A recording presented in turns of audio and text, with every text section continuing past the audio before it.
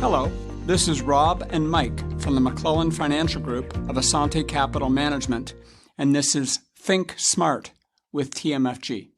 Mike, how are you today? Doing good. How are you, Rob? I'm excellent. We are now in our 5th week of, fighting the coronavirus and dealing with the repercussions.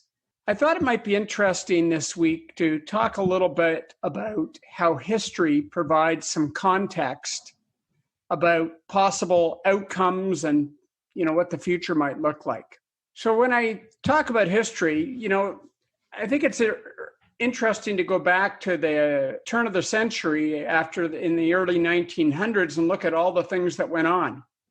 What were the major events at the time? Main thing, you started with 1914, World War I started. Then in 1918, the Spanish flu came, and that was a massive epidemic. Then you had the Great Depression. You had the stock market crash in 1929, and afterwards you had the Great Depression. Then 1939, you had World War II. So in that 30-year period of time, there was so many huge events that are catastrophic and had a massive effect on everyone in the world over that time period. It was truly a unique time period. In 30 years, you had all these major events. And, it's interesting. There was a whole bunch of things that were different. Obviously, communication was dramatically different. World War I, World War II, everyone relied on newspapers for their communication. Things like even in the Great Depression, one of the things that didn't exist then was you didn't have the support network from government. The government actually cut back their spending in the Great Depression by 25%. Yeah, there's lots of lessons to be learned from this. I mean, as you said, the crash in 29 was based on a lot of margin, and people didn't understand at that time how margin worked, and there were no controls in place. We look at World War I was a great example of a terrible mistake by the world. World War II ended up with the Treaty of Versailles, and they basically took all Germany's rights away and basically hobbled them in the future. And after that, what happened? You created World War II. And from that experience, the world learned that after World War II with Japan, they learned that they should work on rebuilding Japan rather than torturing them. And now we have Japan as a very successful society and gets along with everyone, right? So we go through a difficult period for 30 years, and then things were relatively quiet. No world wars. You had a few wars and battles. When we come around to, the turn of the century and Y2K, and what lessons did we learn in that? Oh, Y2K was a great lesson in technology that people never realized how you have to upgrade technology. And you always see that graph that shows you how quickly people take on technology. And it was funny. I was watching this show the other night, and I went and looked, and it was based in the 60s, and I saw they were using a touch-tone phone, right? And I thought that was too early, because I remember the old dial phones. Remember the ones you used to have to dial? And I went to look it up because I remember I grew up in the 70s, and I remember having the old dial phones. Well, touch-tone phones weren't around in the 60s. I looked them up. They were around in 63. But before people started to use that touch-tone phone, it was probably about 1978 or 79. And so it took a good 10 or 12 years for them to adapt. Can you imagine still using a rotary phone for 10 years while touch-tone was available? Absolutely, right? That's what people did. And think of how quickly things move today. Well, think of how the iPhone, it just had its 10-year anniversary. That's crazy. It feels like we've had the iPhone for the last 20 years. It was just 10 years recently. So we learn lessons in all these events, and then we come to 9/11. And September 11th, close to 3,000 people dead. What were the major lessons we learned in that? Security was a big thing, right? The lack of security. We took a lot of things for granted. Air travel, basically everything. We didn't realize that could actually happen. It shocked everyone. There was a huge gap in the system. And then there was more disasters. Hurricane Katrina exposed the U.S. to huge engineering issues and government support. There was 1,800 deaths, over $125 billion were exposed on engineering weaknesses and general problems in the U.S. But once again, you learn. And we always think that the world should know better, but it doesn't. The world's still relatively young and we're learning all the time. Well, there's always that saying where everyone says, well, this time it's different. And we always hear that. But the reality is it's different every time. Not just this time. It is going to be different this time, but it's different every time. But it doesn't mean we can't learn from the past. And that's where people get a little bit confused. They think because it's not the same, there's no lessons to be learned from history. But there are a lot of lessons in history. So, we talked the last podcast about some of the great things that we think might come out of this struggle. And it's unfortunate. There's going to be, I don't know what the number will be, but a lot of people are going to die because of this pandemic. But I'm already starting to see that mankind is being creative. And we're starting to do things, we're starting to adapt. I think of the grocery stores and just all the changes that they have made. They're still stocked with merchandise, but now we have it delivered or we can pick it up. Or they do allow people into the store, but you're going in, you're separated by at least 6 feet.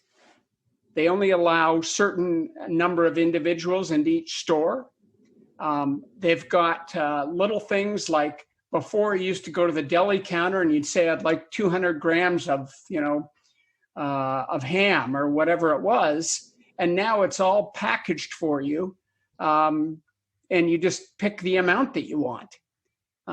Even things like how quickly they got plastic shields up on every cash register.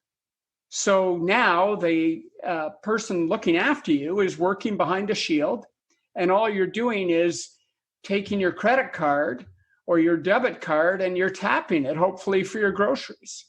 Things are so much, we're making the changes that are necessary to help get through this. One of the big things that I've often thought is that cash no longer makes sense.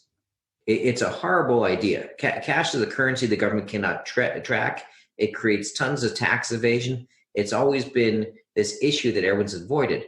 And it's funny, we're at the point now when you do these orders and they have to be picked up.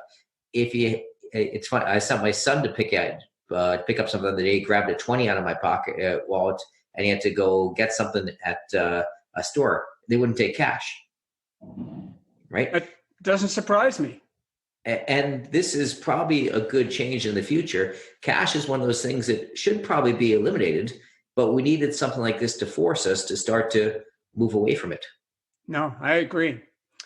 So there's some companies out there that are really sort of helping, not with the war effort this time, but with the pandemic effort. Like, they're headlines, but they're on page 15 of the newspaper. Canada Goose is now making gowns for hospital workers in 8 of their factories. Do they cost $1,000? I don't think they cost $1,000. Hopefully not. BMW. They may even cost more. They're making ventilators in their factories. Bauer Sporting Goods, a Canadian company making face shields for hospital workers. A company called Book Jane is connecting doctors with hospitals that are in need. I did some quick research on that because we saw that, a lot of the hospitals are struggling. There's actually been just over 700 deaths in Canada. We have 1,400 hospitals, which means some of the hospitals certainly aren't that busy, or they haven't had people die in them yet. Other hospitals are twice as busy, 3 times as busy. Even schools are getting involved. I know my daughter's school, they had 3 large 3D printers, and they donated them to make masks, so that they can be used. The school and the food company, so they serve lunch at the school. Well, they had all these plastic gloves. They donated 4,000 pairs of gloves to Markham Stouffville Hospital. So lots of good things are starting to happen. Once you start looking into the whole medical side of things, I think we're going to find after the fact that a lot of people have been working together and a lot of countries have been working together to try to solve this. And people that speak different languages, people from different religions, people from all different backgrounds are all working as one to try to solve this issue. I think, we need to touch on another thing as financial advisors. Obviously, the market has done relatively well in the last 10 days. It's made a comeback off the bottom. I think the numbers are it's up 20% or more off the bottom. I think that's a little early. I think there's more volatility.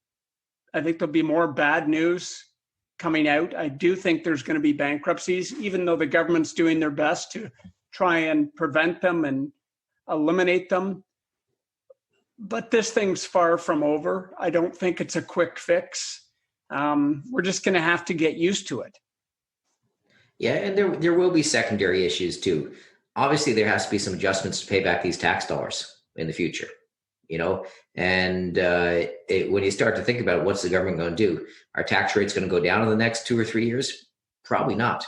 Definitely not. Everything from top marginal rates to, let's say, capital gains, income inclusion rates, things like that. They're going to be easy ways for the government to try to repay this. Yeah, estate taxes, you name it. Everything's going to be open, that's for sure. I think that's a good summary for today. This is Rob and Mike with Think Smart with TMFG from the McClellan Financial Group of Asante Capital Management. You have been listening to the McClellan Financial Group of Asante Capital Management Limited. Asante Capital Management Limited is a member of the Canadian Investor Protection Fund, an investment industry regulatory organization of Canada. Insurance products and services are provided through Asante Estate and Insurance Services Incorporated. This material is provided for general information and is subject to change without notice. Every effort has been made to compile this material from reliable sources. However, no warranty can be made as to its accuracy or completeness. Before acting on any of the above, please make sure to see a professional advisor for individual financial advice based on your personal circumstances.